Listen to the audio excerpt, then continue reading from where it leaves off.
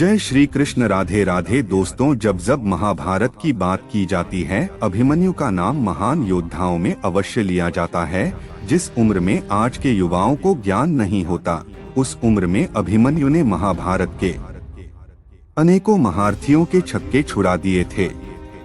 लेकिन अंत में भारी पराक्रम दिखाने के बावजूद अभिमन्यु वीरगति को प्राप्त हो गए। लेकिन सवाल यह है कि आखिर मरते हुए अभिमन्यु के कान में कर्ण ने क्या कहा था? तो आइए जानते हैं। दोस्तों, ये बात है महाभारत के 13वें दिन की। कौरवों के सेनापति द्रोणाचार्य ने चक्रव्यूह की रचना की। चक्रव्यूह इतना शक्तिशाली होता है कि जो योद्धा एक बार इसमें फंस जाए, उसका निकालना लगभग नामुमकिन था।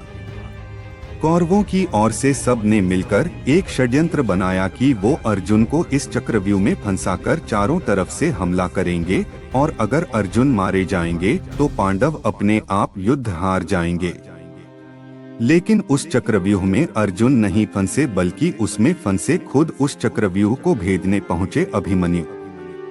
अब भगवान महादेव से मिले खास वरदान के तौर पर जयद्रथ ने चारों पांडवों को चक्रव्यूह के बाहर ही रोक दिया और उस चक्रव्यूह में प्रवेश किया अभिमन्यु ने। जैसा कि हम सब जानते हैं कि अभिमन्यु ने सुभद्रा के गर्भ में ही चक्रव्यूह के अंदर प्रवेश करना सीख लिया था और उन्होंने इसी का फायदा उठाया और वो चक्रव्यूह में प्रवेश कर गए।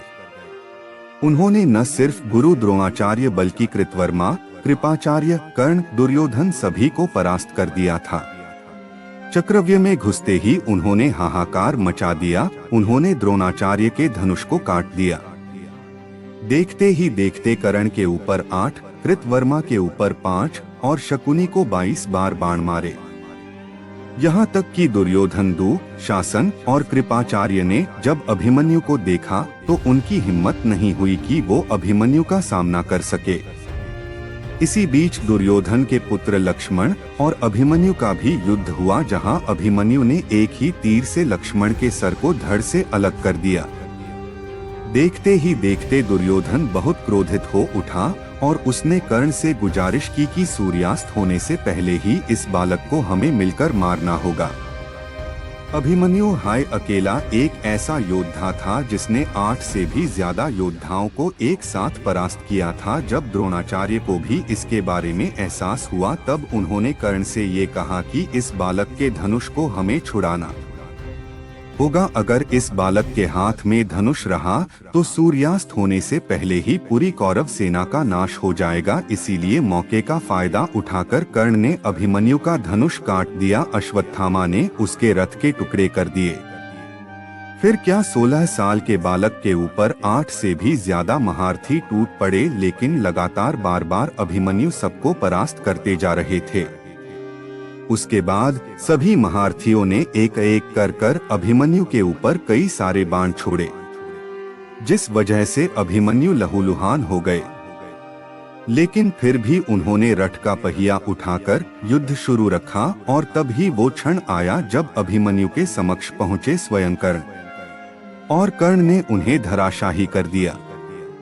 कर्ण ने अभिमन्यु को अपने पास रखा और फिर उनसे कहा है, वीर अभिमन्यु, विश्व के सर्वश्रेष्ठ धनुर्धर बनने की प्रतिस्पर्धा सिर्फ और सिर्फ मेरे और अर्जुन के बीच थी। लेकिन तुमने आज इतना पराक्रम दिखाया कि मैं चकित रह गया। तुमने ये ताज हमसे छीन लिया है। अब दुनिया कहेगी कि इतने सारे महारथियों ने मिलकर एक अकेले बालक का वध कर दिया। अब तुम इस नरक रूपी संसार को छोड़कर हमेशा के लिए स्वर्ग चले जाओ पुत्र। यही वो कुछ शब्द थे जो स्वयं कर्ण ने अभिमन्यु के कान में कहे थे और उसके बाद कर्ण ने अभिमन्यु का वध कर दिया। इस तरह एक महान योद्धा जो मात्र 16 वर्ष का था, जिसने कौरवों के 8 से भी ज्यादा महारथियों को धूल चटा दी थी।